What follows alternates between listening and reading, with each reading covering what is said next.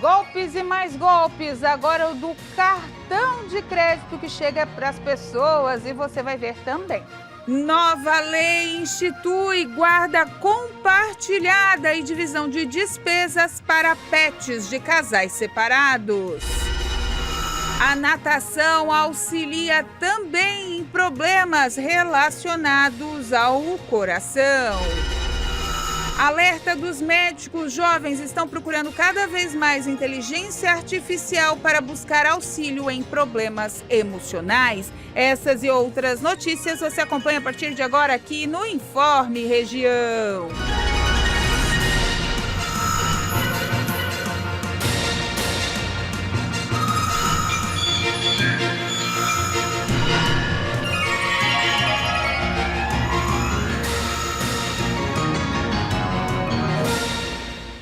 Olá, estamos chegando com mais uma edição do Informe Região. Muito bom ter você por aqui. Olha só, gente, presta atenção.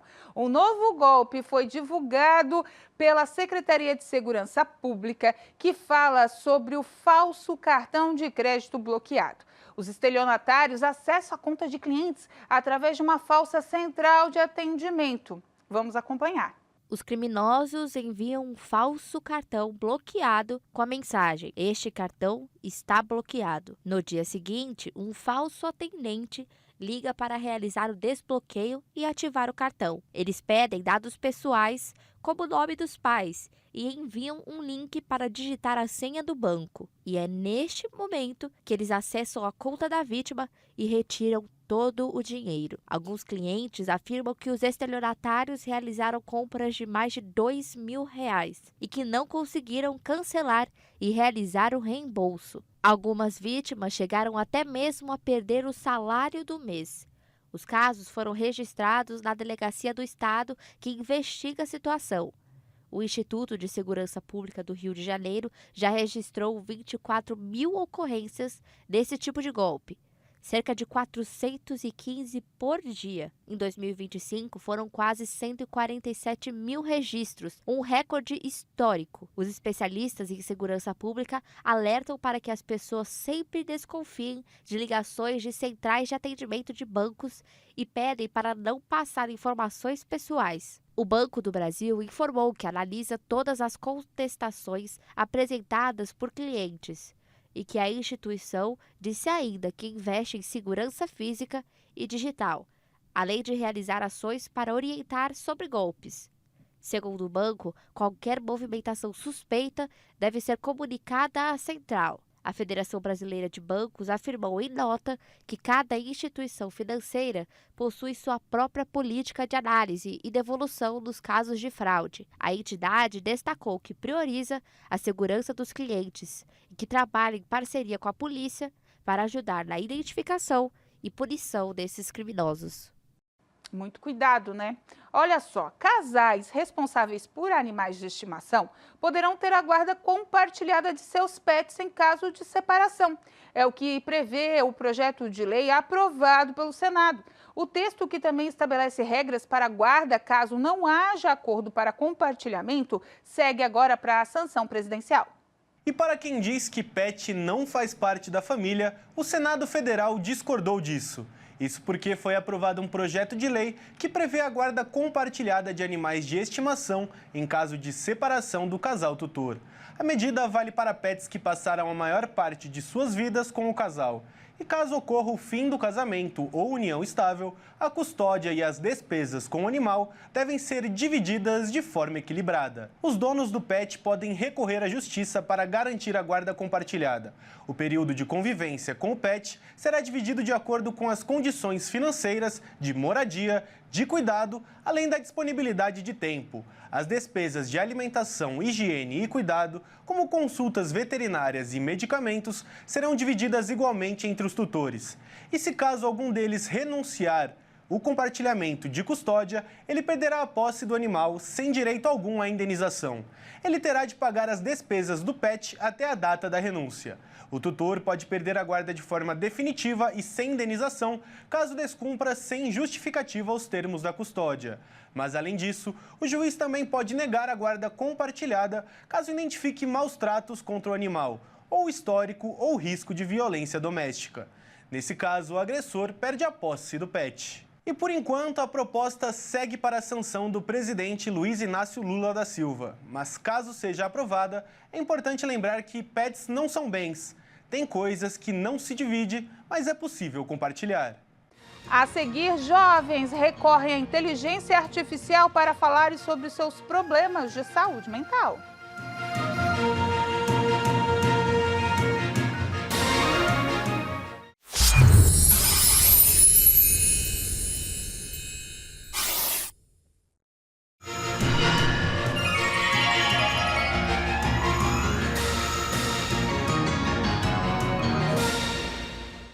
De volta com mais um bloco do nosso Informe Região. E, gente, a gente já sabe que a natação, né, ajuda para tudo, é um excelente exercício. E para o coração também. Através de novos estudos, ele tem se mostrado muito eficaz, mais que muito exercício. A proposta do estudo, de acordo com os pesquisadores da Unifesp, era saber se a corrida ou a natação poderia ser mais benéfica para melhorar a saúde cardiorrespiratória das pessoas e, consequentemente, proteger o músculo cardíaco. Eles descobriram que, embora ambas aumentem a capacidade respiratória, a natação vai mais além, porque torna o coração mais forte e eficiente, refletindo a melhora da capacidade de realizar tarefas diárias. A pesquisa foi desenvolvida por meio de ratos, que foram submetidos a um protocolo de 8 semanas de treinamento, com sessões diárias de 60 minutos, 5 vezes por semana. Eles foram divididos em 3 grupos: não treinados, apenas treinamento de corrida e apenas treinamento de natação. Como as duas modalidades são muito diferentes, a comparação entre os treinos não foi feita pela velocidade atingida pelos animais, mas sim pela intensidade relativa do esforço e pela capacidade de utilizar o oxigênio durante a atividade física. O trabalho publicado pela revista Scientific Reports, os pesquisadores demonstram ainda que essa melhora ocorre porque a natação, em comparação com o treino de corrida, promove maior modulação de micro-RNAs, que tem a função de controlar adaptações do coração, como o crescimento das células cardíacas e formação de novos vasos sanguíneos, que promove proteção contra a morte celular e combatem desequilíbrios no corpo.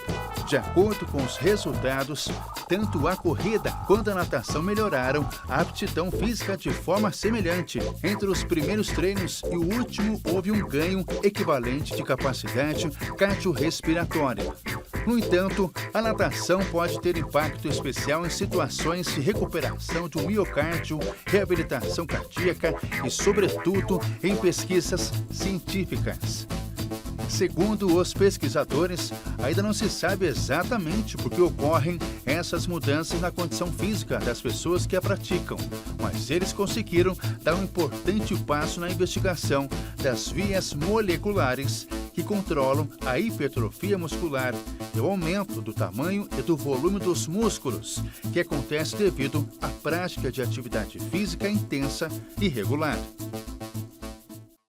Uma situação que chama a atenção de pesquisadores. Jovens estão procurando cada vez mais a inteligência artificial para buscar ajuda quando existem problemas relacionados à saúde mental. Os profissionais da área estão alertando sobre o perigo. Dados de uma pesquisa da JAMA Network Open mostram que cerca de 20% dos jovens entre 18 e 21 anos já utilizaram chatbots generativos para falar sobre questões emocionais antes de procurar um profissional de saúde mental. Estudos de segurança digital indicam que os modelos de IA ainda apresentam dificuldades na identificação de sarcasmo, ironia e sinais implícitos de risco, como ideias de autodestruição. Pessoas com ideias autodestrutivas, muitas vezes o profissional tem que acionar toda uma rede de apoio para dar suporte rápido para essa pessoa e por isso precisa de uma pessoa competente para estar avaliando e a IA não vai conseguir discernir isso. Já pensou uma pessoa com psicose? Como que essa pessoa vai poder se comunicar? Ela não vai ter nem clareza nas ideias e a IA também não vai entender nada. Por isso é fundamental você usar a IA para muitos recursos para a vida, Mas em relação à sua saúde, não corra esse risco, busque uma ajuda profissional. A sensação de ser ouvido a qualquer hora tem atraído usuários, mas especialistas chamam atenção para um risco crescente, o chamado vínculo artificial, quando a relação com a máquina começa a substituir o contato humano. Relatos apontam que usuários passam a se sentir compreendidos pela IA, o que pode levar ao isolamento social e à evitação de relações reais, que exigem esforço, frustração e troca emocional. O Conselho Federal de Psicologia reafirma que a psicoterapia é um ato exclusivo de profissionais habilitados. De acordo com as diretrizes vigentes, a inteligência artificial pode ser utilizada apenas como ferramenta auxiliar, nunca como substituta do psicólogo. Nada substitui uma consulta com um profissional de saúde. A IA, ela responde às informações que eu passo, e eu posso passar informações equivocadas, insuficientes, exageradas. Um outro ponto é que a IA pode reforçar padrões disfuncionais do indivíduo. Ele acredita, por uma percepção equivocada da vida, que ele esteja correto, e ele passando essas ideias para a IA, ela apenas reforça. É papel de um terapeuta confrontar o paciente para que essas ideias, essas crenças sejam desfeitas.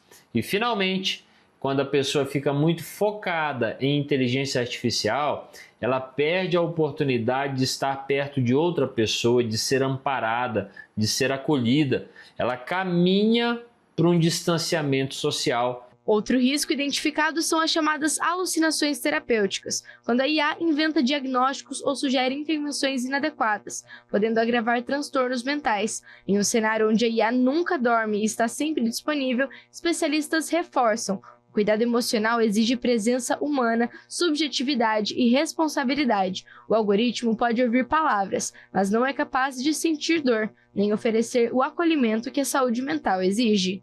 O que você precisa entender é que numa consulta, numa terapia, não ocorre simplesmente a transmissão de informações. É muito mais amplo do que isso. Mais do que a comunicação verbal, profissional, está vendo a comunicação não verbal do paciente, está tendo acolhimento, está tendo respeito, está tendo uma relação de confiança, uma relação de transformação.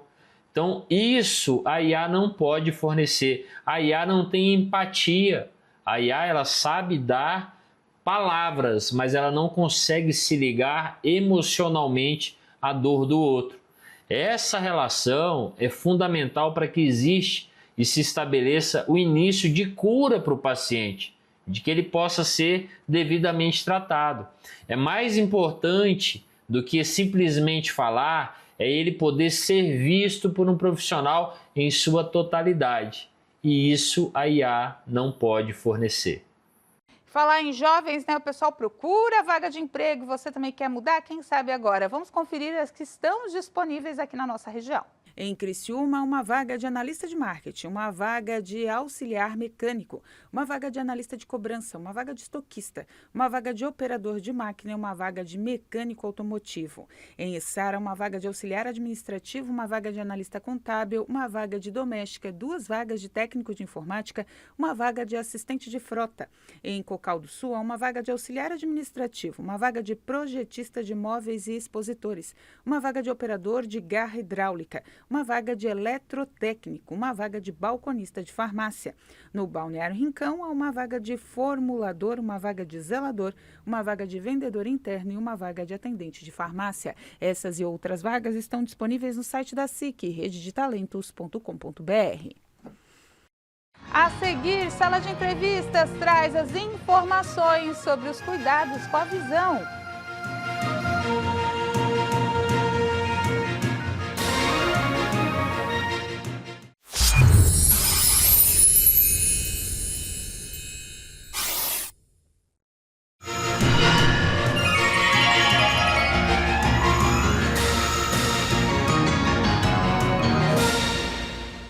De volta com o nosso Informe Região. Gente, hoje eu vou convidar vocês às 3h10 da tarde a acompanhar o Sala de Entrevista como está a sua visão. É mesmo. Você sabia que cerca de 80% dos brasileiros têm ou terão problemas relacionados à visão? O Sala de Entrevistas dessa semana traz o assunto com um especialista que vai conversar conosco sobre lentes, cuidados e principalmente sobre como procurar ajuda. Por isso que a gente traz profissionais para a gente trazer informação e as pessoas ficarem conscientes com essa ação.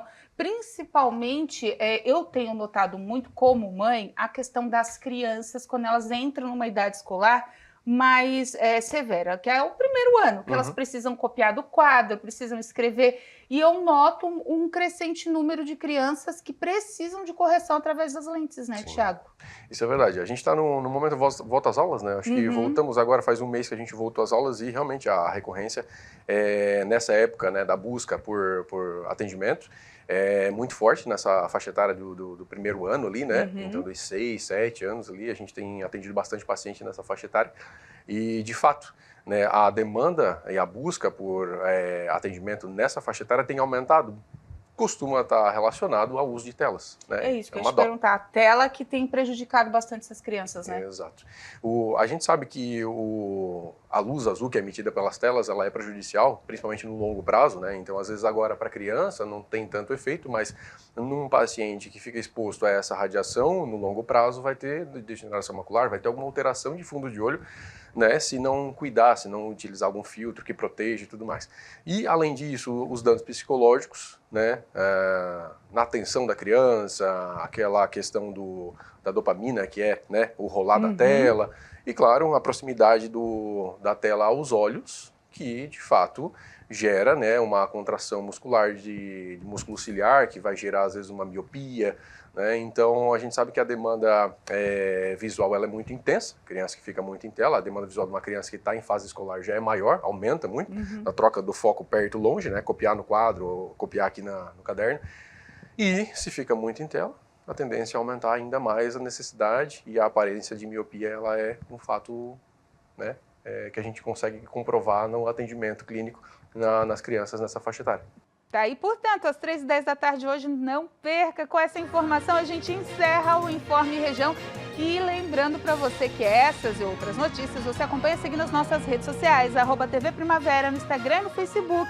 E também, né, gente, às 2h da tarde, tem aqui para você acompanhar o culto da Igreja Internacional da Graça de Deus, sede de Criciúma. Às 4h tem a Hora da Graça, encerrando a nossa programação local com fé e devoção para você e para sua família. E lembre-se, hoje tem sala de entrevistas inéditas às 3h10 da tarde, depois fica lá disponível no nosso canal do YouTube. Até amanhã. Tchau!